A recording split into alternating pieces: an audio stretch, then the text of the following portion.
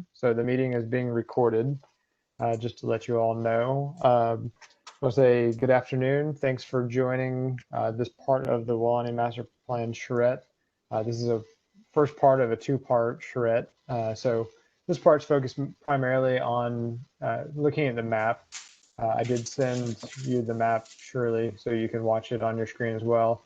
If anyone else needs me to email it to them, let me know, especially if you're calling in. But the idea is that once we have the objective and policies in place, they would result in something tangible on the ground in the future. So we can talk about any topic, any subject matter, but we'll have the map up for reference just so you can see it. It does help if you have it on an active speaker view. So on the top right corner, you can change between grid view and active speaker view. If you have active speaker view, we've pinned the map as the active speaker, so it'll fill up your screen. But you're also welcome to watch it in grid view as well if you'd like. Just in case we have multiple commissioners join this meeting, I will note that to be compliant with Sunshine, this was advertised, and the meeting is accessible to the public, so we should be compliant with Sunshine law there. We'll just kind of jump into it. So as I mentioned, this is part one of a two-part charrette. The other part is a link that is available on the same site that you went to register for this. And it actually is a virtual workshop where there's a series of videos that provide some background context, as well as all of the objectives and policies. So you can go in and comment on each individual policy as well. So if you participate in both parts, that's kind of what we have now. We do anticipate having hopefully in-person charrette later in the fall. And so check back to the website as well for when we post those dates and locations.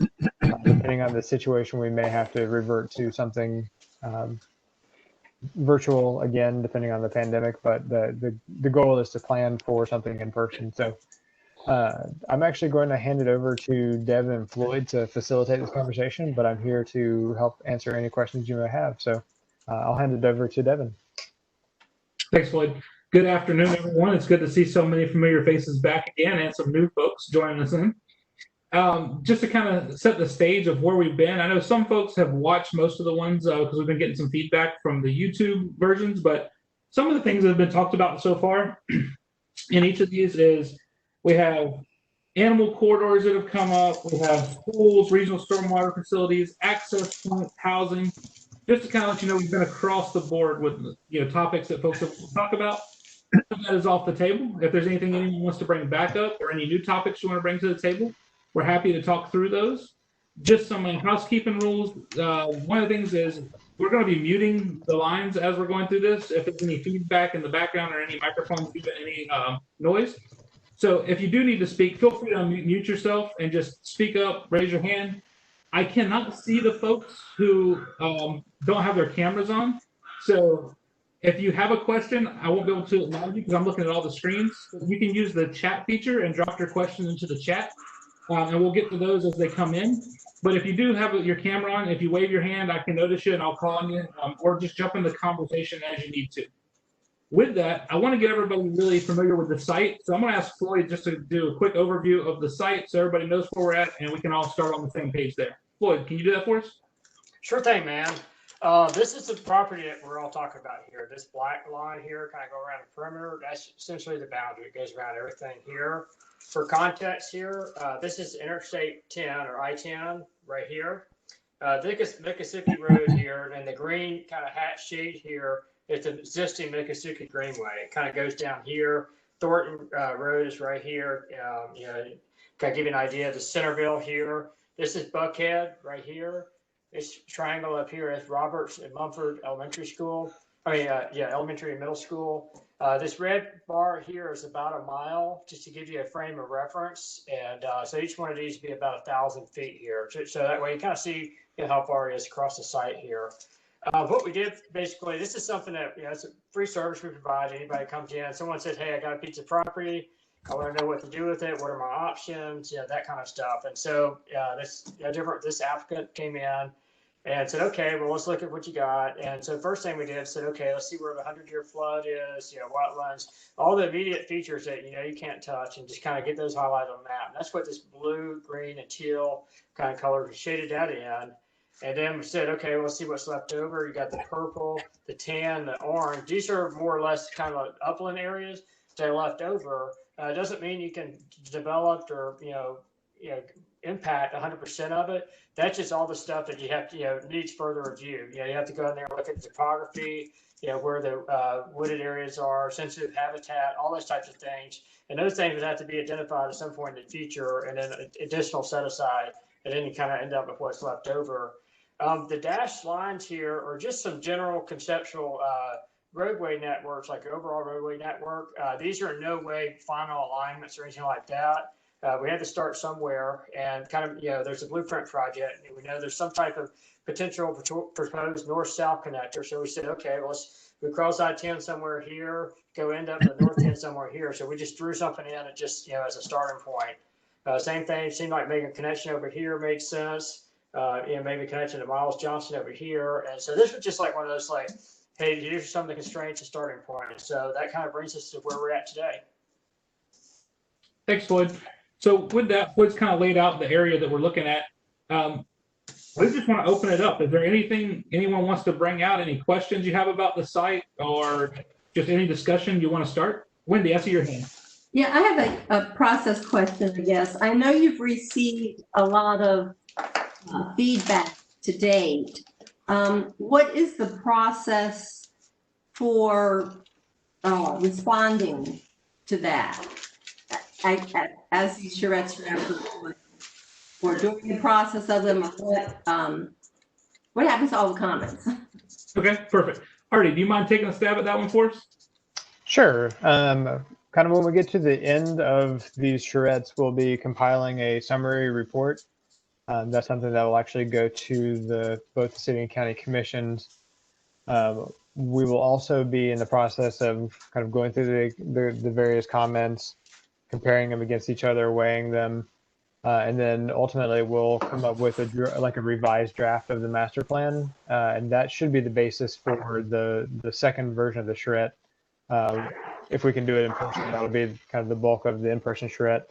If we can't do it in person, we'll find a way to make it work virtually. But there'll be a revised draft at that point. Thank you. Thanks, Artie. Anyone else have a question or topic they want to jump into? And just remember, if you have something, just unmute yourself and you can ask the question. Well, I'll ask another question then, since we're waiting. I see Jeff's up there too. Jeff, when Wendy's done, jump right in. Go ahead, Wendy. Okay, thanks. And this may have been a duplication of something you've heard before, but I would suggest that you add the toe and the heel future land use maps, because there is a lot of context, and I think it would be helpful to see all that, the city property, the toe, the heel, and all that, so you can see how it all fits in together. Okay. Thank you. Cool. You got that? Yeah, I'm writing it down. I think for this exercise, we kind of zoomed in here because it's kind of hard to see everything, but that's a good comment. All right. Thanks, Floyd. Jeff, go ahead. Okay, well, sort of actually playing on that as well, as we think about the overall planning for the arch, but also for the toe and the heel, and pretty much all 4,742 acres, our thought is in terms of having this sort of interconnected greenway, park, stormwater, wildlife corridor, habitat corridor plan. And, a lot of the land has environmental constraints and would probably lend itself well to contributing to that. So we've gone over this quite a bit, but what I would like to add to this is the thought about how to look at Welaunee as connecting to other existing systems of trails and greenways. So for instance, the Florida Department of Transportation has a SUN program. It's called the Shared Non-Use Motorized Trail Program. And there's federal funding that could be applied for purchasing and providing this lateral connectivity between existing networks and connecting networks of trails. So ultimately, there's a plan right now to run a trail from Cascades Park up 90 to Monticello. And the corridor is available because it was planned before I-10 was built, and there's plenty of land to do that. So that's been identified. And there's others from Cascades to Havana, a variety of other networks that bring in a lot of tourism, ecotourism dollars. But the issue is the trails have to be connected. And so I would like to ensure that in the planning for all of Welaunee, when we talk about our parks and Emerald Necklace and greenways, that we also consider how we can laterally connect to existing systems. For instance, there's a good combination of connection from Old Bainbridge Road going through Phipps property where they gave up the old Orchard Pond Road in place for the parkway that would then connect to, Phipps Park, to Overstreet, to Maclay.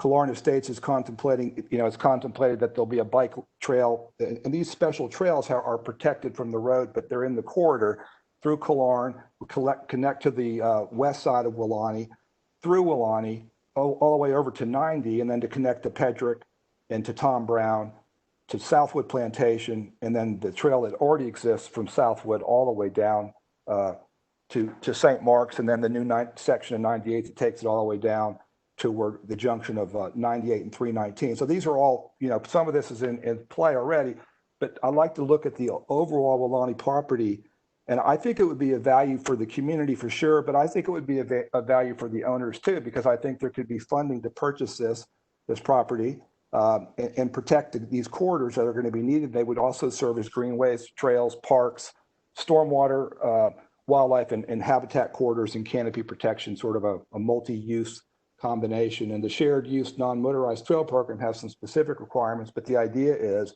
and it's very popular today and getting more and more popular around the country, is that there's also transportation to cars, that you can actually commute and travel long distances using this network. And I think this property lends itself perfectly to it. It's situated in an excellent location. And I think, I don't want to speak for the landowners, but I think it would enhance the value, and also I think it would provide income in the purchase of that property. Thanks, Jeff. I think it's really good to note those. And I think that kind of goes along with some of the other things that we've talked about on the other ones, just kind of tying some more of that together with the corridors and looking at more greenways throughout the property. Ned, I noticed you unmuted. Did you have something you wanted to say? And just unmute if you have something. You're muted, Ned. Ned, you're muted. There you go. You're good.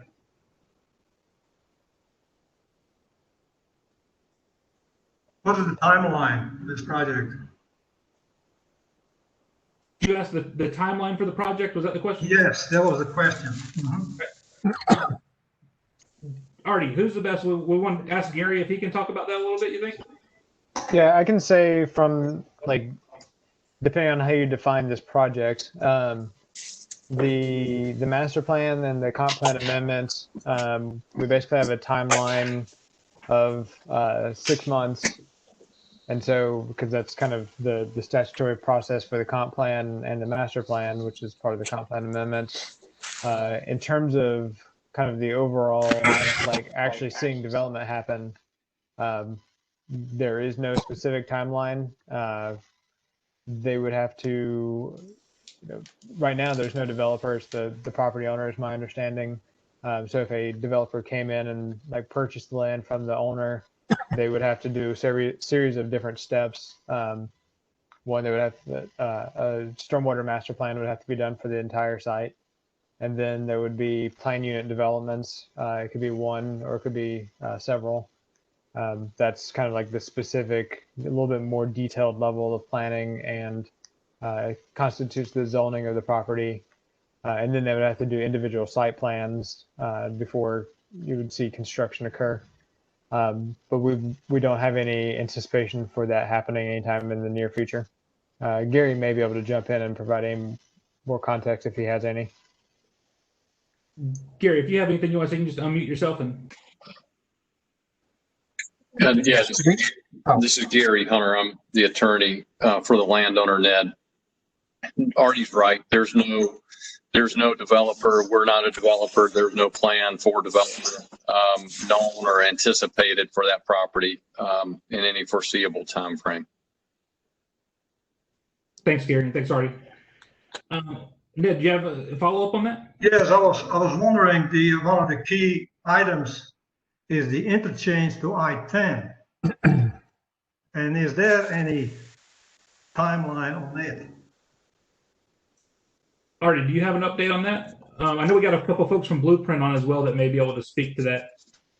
Yeah, I'll take a first stab, and then if Daniel Shear has anything that he wants to add to the conversation, we'll open it up to him. But I know right now they're doing what's called the PD&E, the preliminary or the project development and environment. It's basically the way Florida does the NEPA, the National Environmental Protection Act study for transportation facilities. That's currently underway for Welaunee Boulevard. My understanding is that initially it would just be an overpass with I-10, but then there would be kind of additional steps in the future looking at a potential interchange. I know there's coordination that has to happen at the state and the federal level before you can build an interchange. And so I don't know that there's a specific timeline for when that would happen, but I'll ask Dan if he wants to unmute himself, if he has anything to add to that. Yes, Artie, thank you. Mr. Ned, we can't petition for a future interchange without having a need. So there's no road currently. So Artie's exactly right. We will contemplate and complete the planning and design for the future Welaunee Boulevard that's going to cross over I-10 that you're kind of seeing in a general vicinity of that black dash line. But I will say that that's probably a little to the west of where we intend to cross. But that's a good schematic for the moment. Once we start construction of Welaunee Boulevard, we'll begin the long process of opening up discussions with the state DOT and then the Federal Highway Administration on developing an interchange there in the I-10 area there between Mahan and Thomasville Road. It'll be an intermediate interchange there between Thomasville and Mahan, much needed to help relieve the Thomasville interchange area.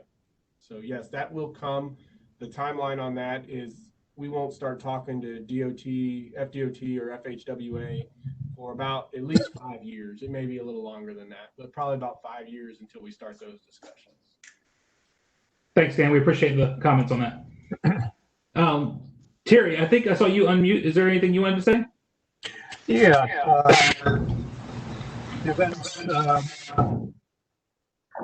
I'd like to get an overview of what kind of things that you're looking for from us.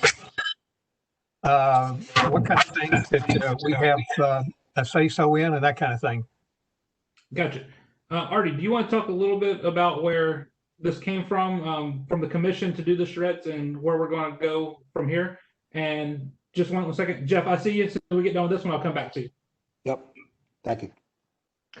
Yeah, so we had a master plan as part of the comprehensive plan amendment this cycle, and a number of people in the community expressed a desire to have some kind of additional opportunities to provide public input on the overall master plan in general to the commissioners. And so at the hearing where the commission transmitted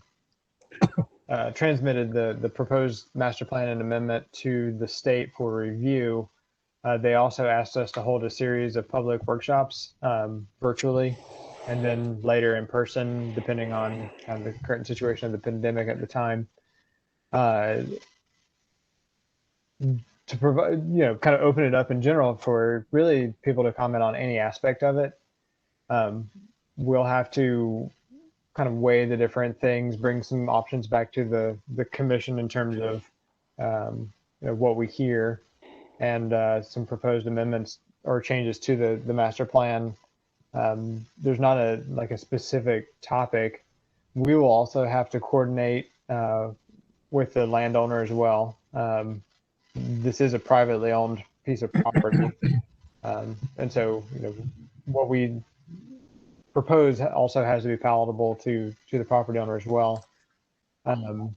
But in terms of if there's something specific that we're asking from the community, not specifically. I'd say anything that we hear is on the table for discussion. So there's no limit in terms of what you can talk about. Legally, there are things that we can or can't do in terms of the actual development process, and so at the end of the day, when we weigh all the comments that we receive, we'll have to compare them to Florida statute, to the overall development process in Florida, coordinate with the property owner. So there's a lot of coordination that'll have to happen after this, but for this part, anything goes. Okay, good. If I can follow up on that, Devin. Go ahead, John. Yeah, anything you have, Terry, go for it. Okay.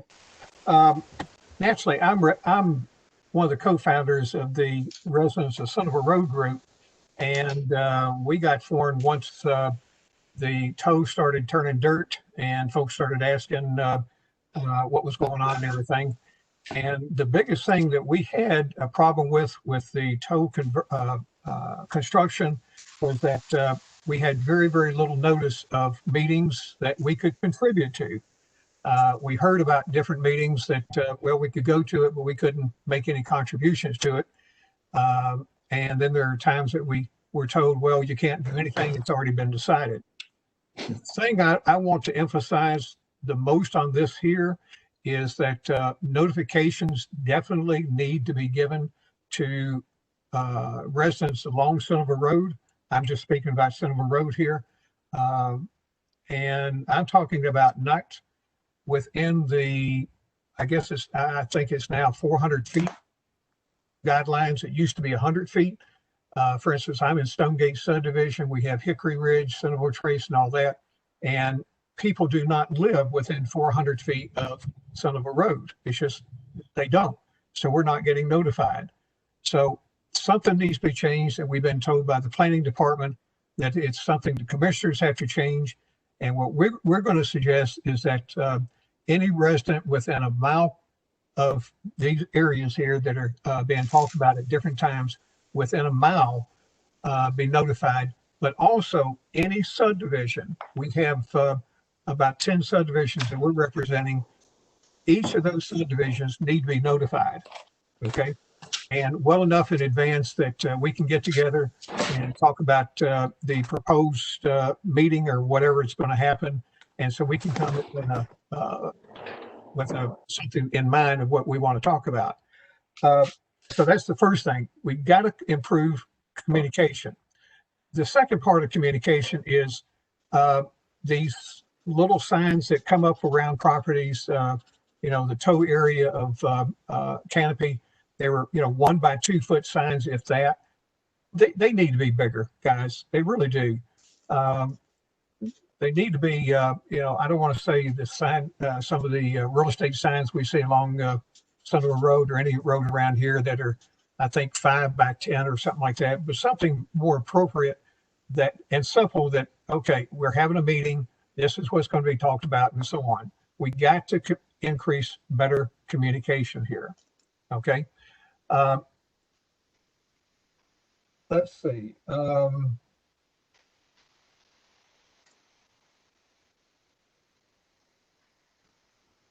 The other part we want to bring to this conversation is our experience naturally with the stormwater ponds that are in Canopy right now. The very large one that eventually breached its berm, and we saw a considerable amount of erosion. The experience and history we got on that is very telling. We had grave concerns about the initial, what they call the large number 2 pond. We had our own experts, geologists, take a look at it and had concerns about the geology. We had concerns about the actual tests that were done by environmental engineers. And that particular pond was sitting on a very sensitive karst area, and we were concerned about it. We went to the permitting department, and asked for tests to be redone. And even though the project's engineer suggested additional tests should be done, but the permit department said they could not. Okay. So our concern is we need to really take a look at these stormwater ponds. Traditionally, developers like to go in and take an indentation, an old, what it was called a throat of a sinkhole, and use that as a stormwater pond. Really need to think that over based on all the experiences we had with the number 2 pond. It's just really needs to be thought about. I'm looking at the map here, and if I understood correctly, the green part looks like I guess that was the 100-year plan area, as I understood that. Yes, you got it. Yeah, right there. Okay. So we're going to take for granted that there's not going to be any development there. But I'm seeing some areas, let's see, right beneath the second roundabout over to the bottom right. That looks like a, nope, bottom, the top one, top roundabout. Now go down to the 5 o'clock position to your right. To your right. There you go. It looks like a sinkhole area right there. Down below that road. Right here. There you go. Yeah. To me, that looks like an old sinkhole, and I'd be very. Yeah. There you go. You see, on maps like this, they're very evident, and I'm going to say that there's a throat there, an ancient throat that we need to watch out for. Okay, because any kind of stormwater that goes in there is going to be coming off of roads and sidewalks and houses and everything else. And traditionally, developers like to put stormwater ponds in it. That's what happened in the Canopy area, and we had problems. It's that's a direct link to our Florida aquifer, if not the surficial aquifer, but also the Florida aquifer. So we need to really watch out for that, and don't develop stormwater ponds in those areas. I can see a couple others in there about it, but that one stands out real quickly. There is another pond there. It looks like, yeah, right where your right hand was, right there. Yeah, that's coming off of McLaughlin. You have a sewage treatment plant, sewage pumping station there. And about a year and a half ago, there was a major sewage spill, and it came right down that stream, and it came right to that pond there. The owner there calls that his favorite duck pond. Okay, so we probably need to take care of that one there too, and not do anything to that. And be very careful. Yep.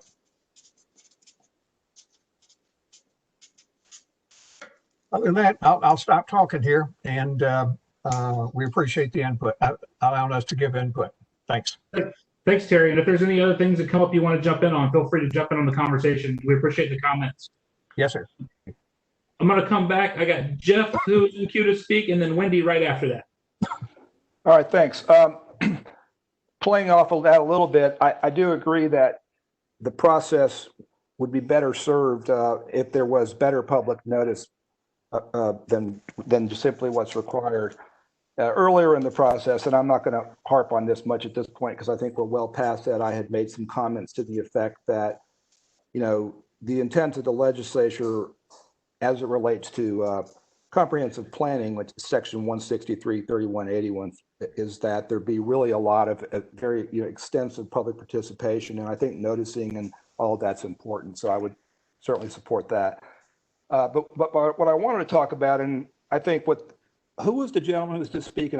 His name is Terry, but I'm not sure what his name is.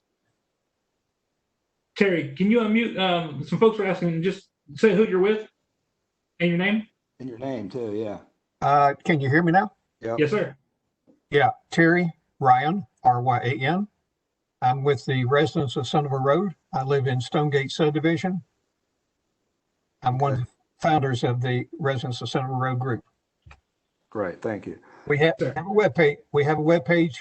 I'm sorry, Facebook page. You're invited to join. Okay. All right. Well, my name's Jeff Blair, and I'm with Keep It Rural. And so that's just so everybody knows who are we talking to.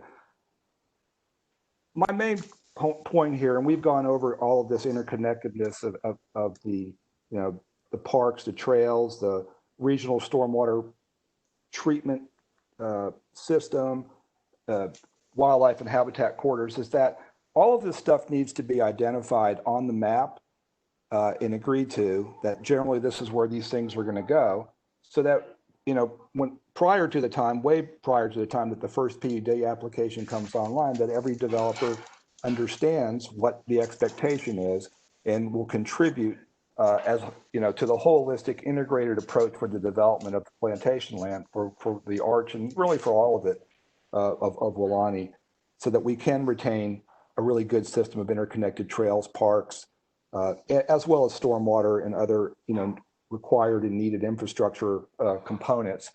But that's the main thing, is that we have to have it planned out. We need to ensure that the master plan provides the guidance for all PUD developments that come online, that everybody understands. And I think that's the fairest way to do it. The cost is distributed equally across developers and across residents who purchase into the property.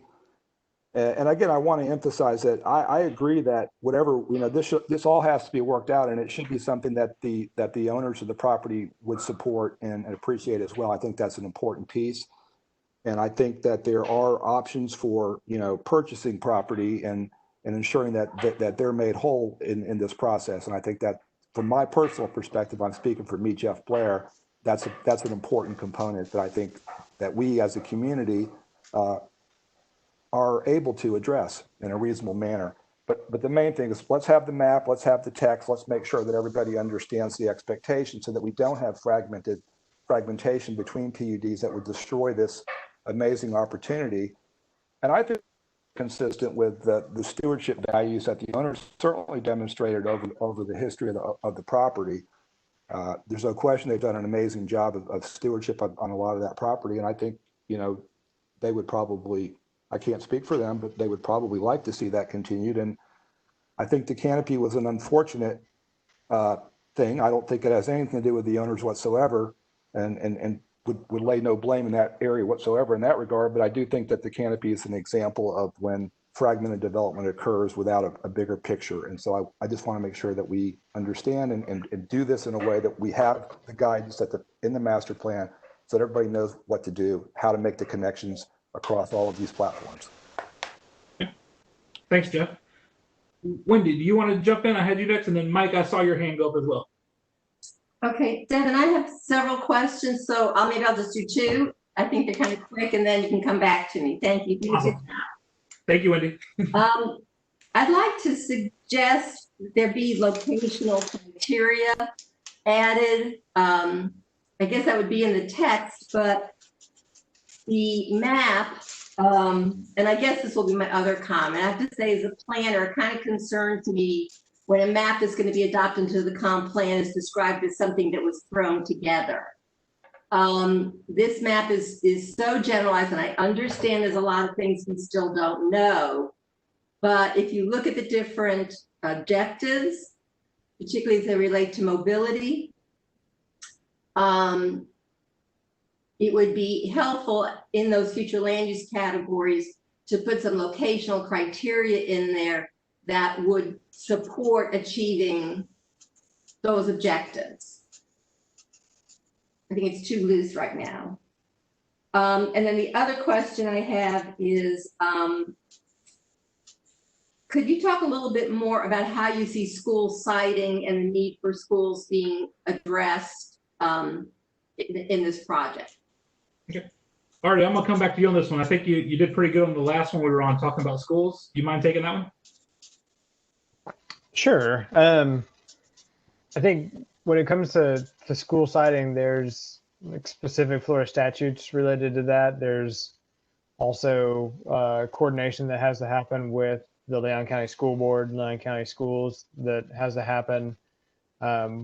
We've coordinated with them up to this point, and they're aware of kind of these plans and what's being proposed at the moment. It's not something that we can basically go in and create a new custom system for school siting located here. but we'd have to follow basically like the Florida process for public school facilities. That being said, I think we can talk about some locational criteria about where within the site we would want to see schools, if they're set aside in the future, and developed in kind of the locational criteria that Wendy was talking about. We would not want it to be outside of kind of what we're looking at in terms of the urban service area. Clearly, closer to other infrastructure would be ideal. So I think as we kind of go through this process and look at those locational criteria for specifically where the school would be sited, that's something we can consider and include in there. But in terms of determining when a school would be built based on school capacity, at the master plan stage, that would be too high level. Especially since we wouldn't know until we get into like the PUDs and the site plans in terms of the actual number of units that would be constructed and what the capacity of the schools is at the time. So we'd follow that process. But I think locational criteria in terms of where a school would go when the time comes, it'd be fine to talk about and include. Just a follow-up question. So there's been no analysis done on the potential range, if you will, of the school age population. We have done basically like a school capacity analysis at the conceptual maximum build out. That's essentially assuming 20 units per acre for the entirety of the site, which is not what the master plan would propose, but that's what the land use category would allow. And coordinate with Leon County Schools on that standpoint. But in terms of, anticipating what the capacity for schools would be at the time that development happens, the reason that it's done at the PUD level is, we don't know when development would happen here and what the school capacity would be at that time. So, if we're talking 10 years from now, that's one thing. If we're talking 30 years from now, that's another. And being able to kind of anticipate what the school capacity would be at the time would kind of be challenging. So I think locational criteria makes sense, but in terms of anticipating what school capacity would be is kind of something that's a little bit beyond what we'd be able to do at this point. Thank you. Thanks, Wendy. Mike, I want to come to you. And there you are. I got you. I'm trying to find you. Keeps moving on my group. Just unmute yourself, Mike, and you can go ahead and share stuff with us. Any comments, concerns? You're muted still.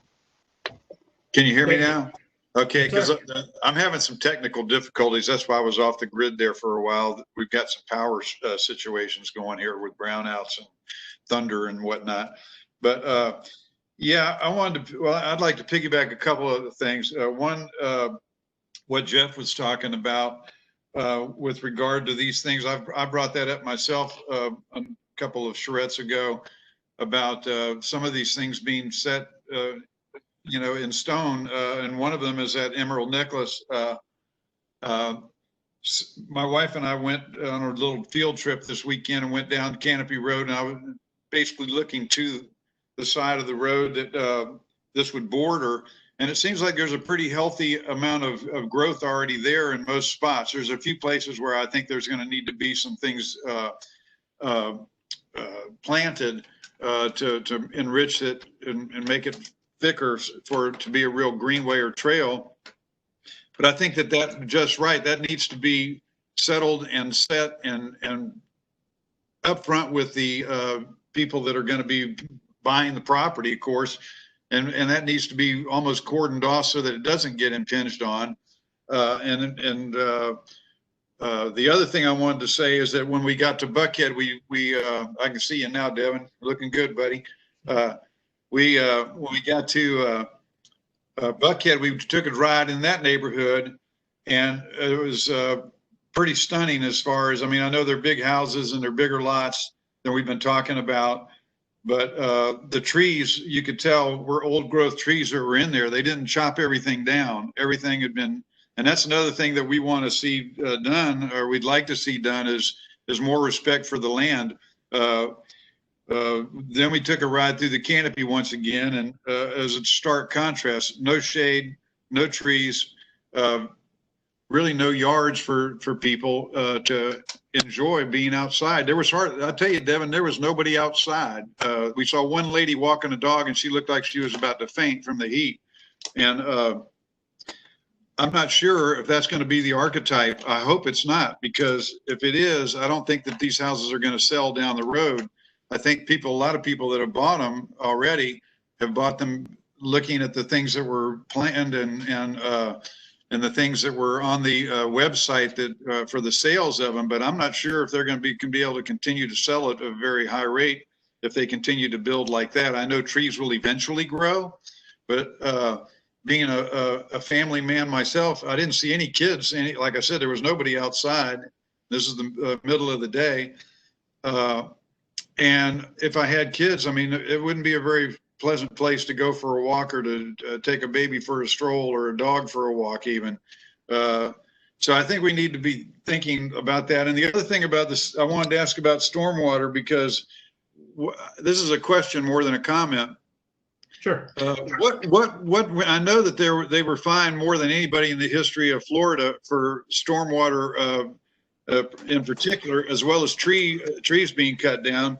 But what went awry there with regard to the master plan for stormwater there, and what have you learned from it that we need to be aware of in the future as we continue with this project? Okay. I'm going to jump to John Reddick. Are you still on? Yeah, I'm still here.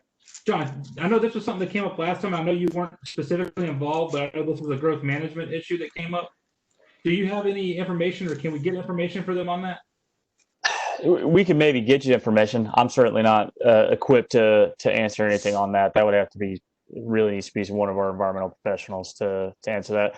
I would, I'd feel comfortable saying there's probably some lessons learned in terms of being, asking for additional information if there are noticeable concerns and things like that, that I think our staff would agree with.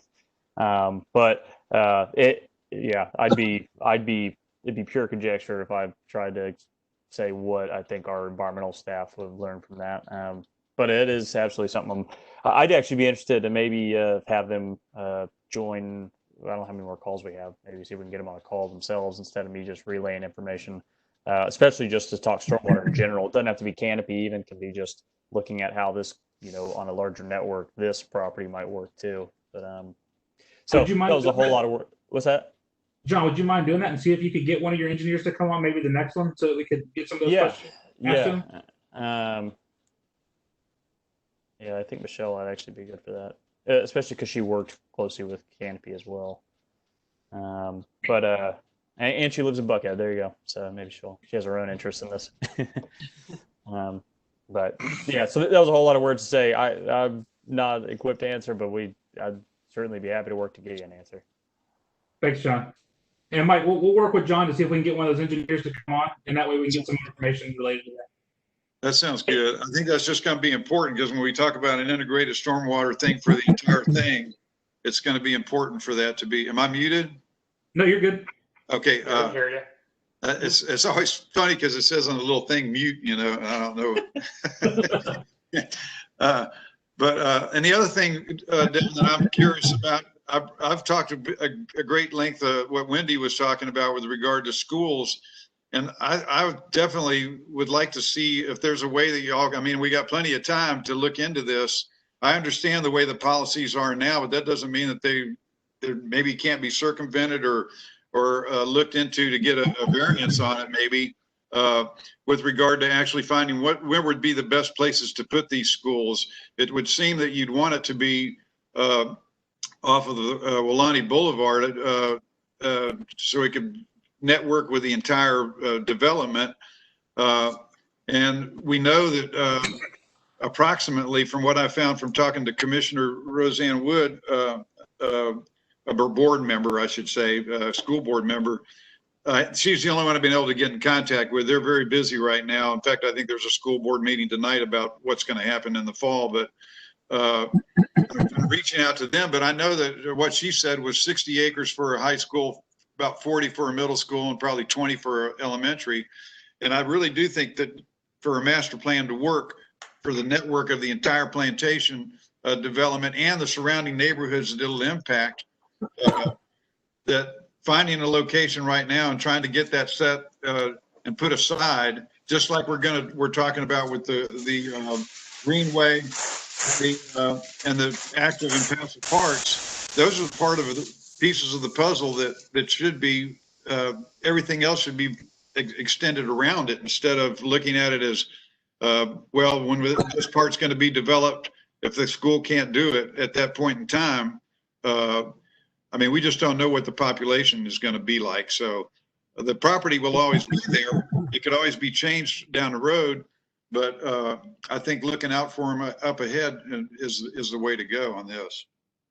30-second comment. Mike comes by this honestly. He's a retired school teacher. Would you work 100 years for Leon County, Mike?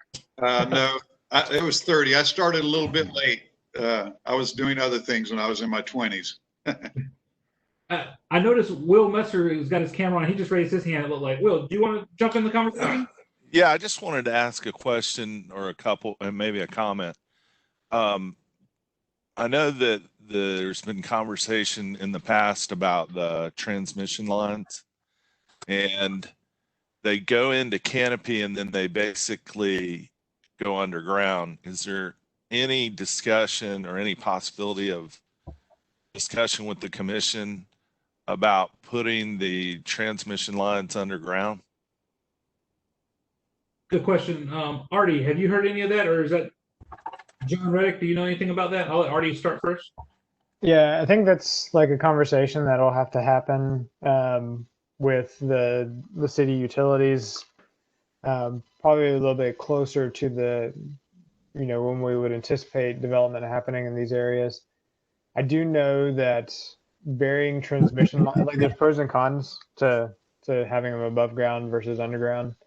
One of the challenges with putting something the size of a transmission line underground is the amount of heat that those lines put off. You have to do a significant amount of insulation on them, and the kind of the overall lifespan they don't last as long because of the amount of heat that's generated, especially when it's underground versus when they're in the air, and kind of the heat dissipates a little bit easier.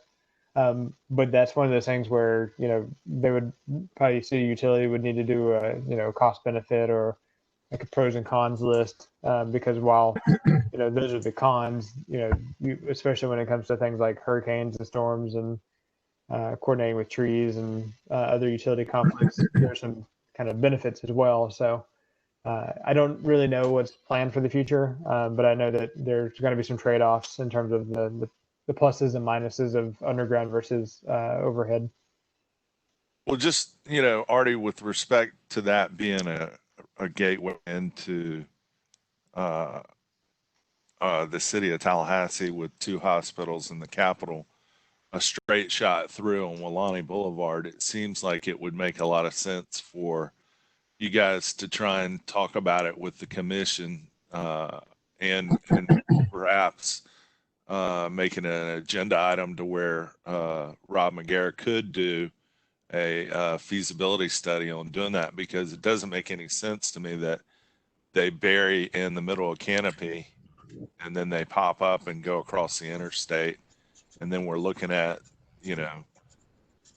development over the next 30 years into the northern portion of Welaunee.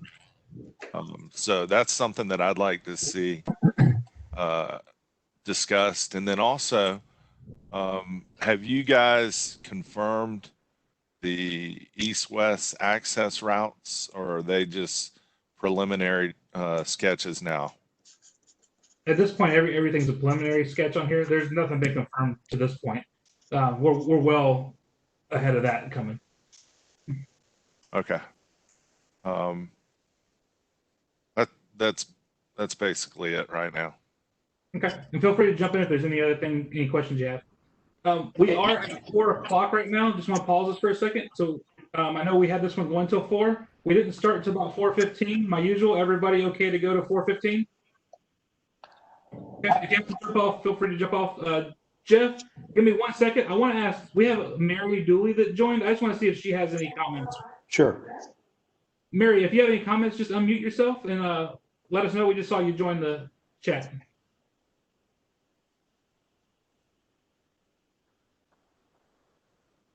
I think there's a Mary Yarborough too. Devin, maybe you want to see if folks who haven't had a chance to speak want to have an opportunity. Mine will take just a second, but let them go.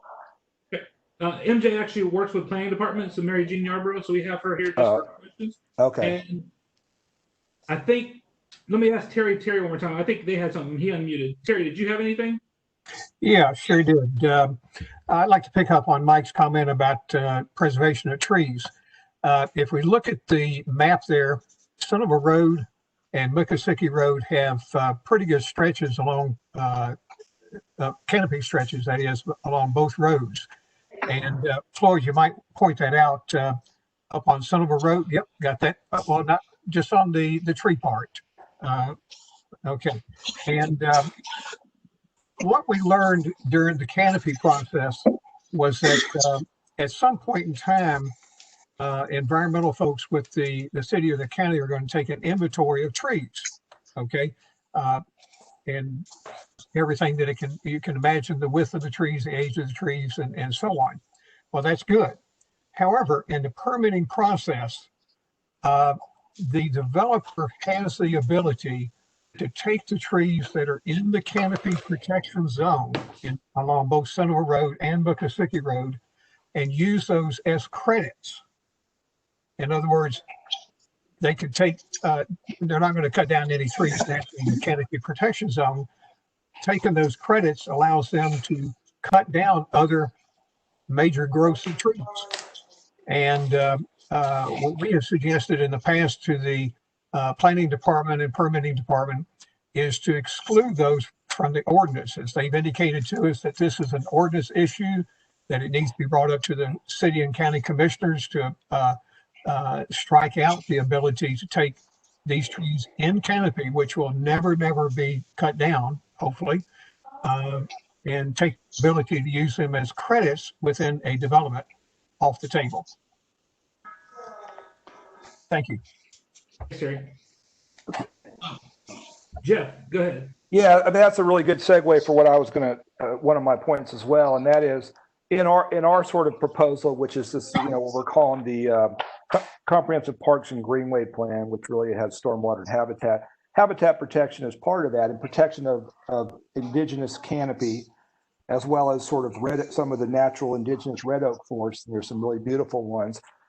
Those our thought was those could be protected, and there would of course have to be offsets to either in purchasing the property or development offsets for density to compensate for it. But I think that those things could be worked out as long as they were set aside and planned for, and everybody knew what they were.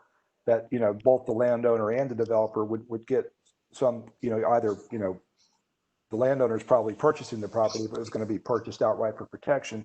But there could be density offsets to compensate for that, but to ensure that those things aren't just traded off in a mitigation bank, as sometimes happens. That's the beauty of having this comprehensive plan, this master plan for a large piece of property, is that you can plan for all that by describing where these things will be. These will be protected, and then making sure that it's fair to everybody, the community, the landowners, and the developers and the residents, that all of that is distributed in a fair manner.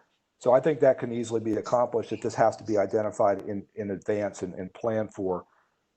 The last thing is going to these lateral connections, especially on the Miccosukee Road side. I thought I understood that there's already planned for, like, say, Thornton Road and a couple of other roads. I don't know if it's Arundel or if it's Dempsey Mayo. That those connections are already pretty much in the works. Is that correct or not correct? Floyd, you want to talk about the connections that are in the works, but none of the roadways, correct?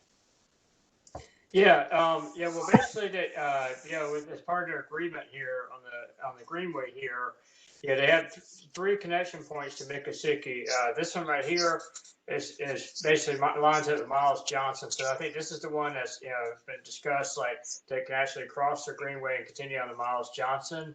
These other 2 would just tee in into Miccosukee and just basically be like kind of a T intersection, just stop in here and go either this way or this way. Same thing here, here. These aren't the fixed locations. We just locate them here because this is the driveway cut that the existing property owner uses now. So that seemed to make sense. And then there's another, I believe there's a gate or something here. And so we just located them where there's existing cut, rather than putting a new cut and, which would impact trees and that type of stuff. Okay, so there isn't a contemplation of extending Thornton Road into Welaunee? That's down here south of I-10. That's not part of this property. Yeah, I know, but I was. But the answer to that is yes. Right now, the agreement allows, and we're kind of contemplating plans for an extension of, I don't know if it's Arendelle or Arendelle. I've heard it pronounced both ways. Yeah. It's right here. The desire is to actually move it to Thornton Road. That is kind of more of a corridor than Arendelle. Straight shot to 90, yeah. And also we can protect more trees by moving it, and also kind of move the crossing closer to I-10 and follow the perimeter of the greenway versus having it kind of where it is. That is something that has to be approved by, I think, like the governor's cabinet at the state level. And there's been a number of conversations, but it's kind of stalled under the previous administration. I'm not sure what the status of the conversations are with this current administration, DeSantis versus Rick Scott. But I think the desire is to move it, and that's kind of what we've been kind of planning for. All right, thank you. Sure. Gary, I saw you unmuted. Do you have anything you wanted to add, Gary? No, I'm good. Thank you. Wendy, I see you just unmuted. And then Mike, I got you next. Okay. In regards to the tree protection, I was hoping to get a status of the updates to the land development code for tree protection based on the urban forest master plan. We got Mindy, who's our urban forester on here. I want to ask Mindy if she could just speak on that for a minute. Thank you. Sure. Hi. The Urban Forest Master Plan did recommend some changes and revisions to code. Before we do that, it recommended we do a landscape code analysis of past projects to see what adherence to code actually got us on the ground. That should give us a better idea of specifically what we want to change and what needs to change to see improvements in order to meet those goals of maintaining canopy density and improving canopy quality. So we're in the middle of that code analysis right now. When you're saying the middle of it, Mindy, I know that the plan was approved a while ago. Is there any kind of time frame for amendments to the code? Because if that's going to be the standard that's going to be in place when this property is developed, it would be good to know the timing of any potential changes to the code. I can't tell you timing on changes to the code at this point. There's a lot of variables to that, a lot of stakeholders. So right now, no, there's no timeline. Okay, then my second question is, the last call that I was on, there was some discussion about methodologies for accounting for things that needed to occur by the end of the development process. I think one of them was affordable housing, and the other one was accounting to achieve the 20% internal capture. And I was just hoping to get an update or a status report, or maybe just a reaffirmation of the approaches that you were looking at for that. And then I just want to say, since some people mentioned who they're representing, I'm representing myself. So that would be my end of my questions. Thank you. Thanks, Wendy. Wendy, I will say the last one that we did, I don't know if you've had a chance to watch it on YouTube yet, but that one, we pretty much talked housing the entire session. It was Kelly Ott was on there, Pam Hall, and that was one of their big topics was housing. So we talked through a lot of housing on that side, different programs. We're a little early, I think, on getting into the types of housing, but it was expressed that they want to see a mix of housing and housing types as PUDs come in. As for the 20% capture, I'm going to throw that one to Artie and let Artie kind of jump in on that. Thank you. We've taken note that we can include some specific strategies in there. We're kind of focusing most of our energy right now on just like hosting these charrettes, honestly. But it's something that kind of once we conclude the charrettes, we'll be looking at. It's already kind of on the radar for one of our transportation planners and an engineer that works with us as a transportation planner as well. So it's something we'll be looking at, but we haven't developed the strategies just yet. Mike, coming back to you. Got to unmute. There I am.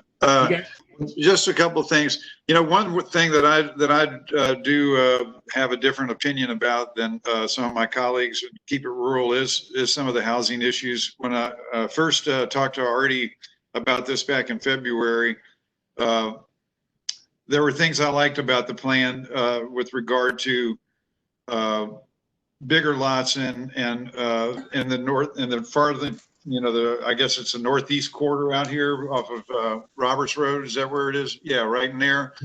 I mean, my take on that is that this is just my personal take. I'm not speaking for Keep It Rural now, but for Mike Ricklick, is if you're going to live that far out in the country, you want it to look like the country. You know, if you want to have really congested housing, I think y'all were talking about some of the places where there's more infrastructure going on. It seems that would be the place to put it. I'm not sure about acre lots because of the sewage thing. A question I would have maybe after driving through Buckhead is if those houses are on sewer or if they're on city septic. I mean, if they're septic tanks or if they're on sewers. So that would be a question I would just throw out there. And to piggyback what I think his name was Wes, I can't remember if his name was Wes, I was talking a little while ago. I did notice it looks like Canopy doesn't have any electricity wires in there, that it's all underground. You might want to look at that as a model. But I would think that as you're going out further, that the plan that what you guys had was going on was kind of more in tune, because not to be elitist or anything like that, but I'm just saying I think that people are going to want a little bit more space and a little more land the further north they go or closer to Roberts Road. And that section is, because it's so encased below it with wetlands, it looks like that's an area that would be maybe a little bit different, but that's just me personally talking. The other thing I wanted to do is remind Gary that Keep It Rural was very excited about maybe a few of us being able to take that field trip with him out there with maybe some people from the city staff as well. So I just want to remind Gary about that. Thanks, Mike. Jeff, give me just a second. Will, jump back on. Can I get Will's comment real quick? Do we have is there a timeline on the construction of Welaunee Boulevard? Artie, is Dan still on? It looks like he is. Yeah, I'm still here, Devin. 2025 is when we expect to start turning dirt on Welaunee Boulevard. So just over 4 years out on that one. Thanks, Dan. Jeff, coming back to you. Unmute. I hate to do this, but I really feel compelled to make a response to Mike, who's a good friend of mine, and I totally respect his point of view. In my opinion, and I think in this case I might be speaking for Keep It Rural, but not maybe entirely, is that the idea of larger lots is really antithetical to the fact that this is in the city limits and the USA has been expanded into this area. So it's now, the USA is a done deal, it's there. And with that in mind, in order to accomplish our planned greenways, trails, stormwater, habitat, wildlife corridor, parks, you're going to have higher density in order to protect that land. It's not going to work for developers if they can't maintain some level of density to make the profit they're going to need to make. And the only way to do that is with offsets, and the only way to do that is to cluster and have, smaller density, allow larger density development. So. And I understand the sentiment, especially if, back when this was part of the rural zoning district, but it's not now. And I think we just have, from my perspective, it wouldn't allow us to accomplish the larger goal of having a really nice environmental framework of water protection land and all of that. If they were on larger lots, it would just be urban. It would really be suburban sprawl, which we don't want to add to. Thanks, Jeff, for putting out the other side of that. We are at 4:13. One of the things I wanted to do real quickly before we close this out, I wanted to see if Ned had any other comments because he hadn't come back on. Ned, is there any comments that you wanted to make before we close out? And just unmute yourself if you wanted to say anything.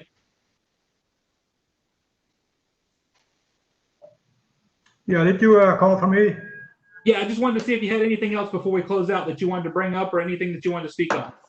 Well, only, we're living in Burkhead subdivision. That's why we're online. My wife is with me right now. Okay. But there was a proposal made, I think, or a suggestion made by the HOA Homeowners Association of Burkhead to make a change to the way that the road is routed on the east side of Burkhead. Is that correct? You said to make there was a proposal made for the route around Buckhead?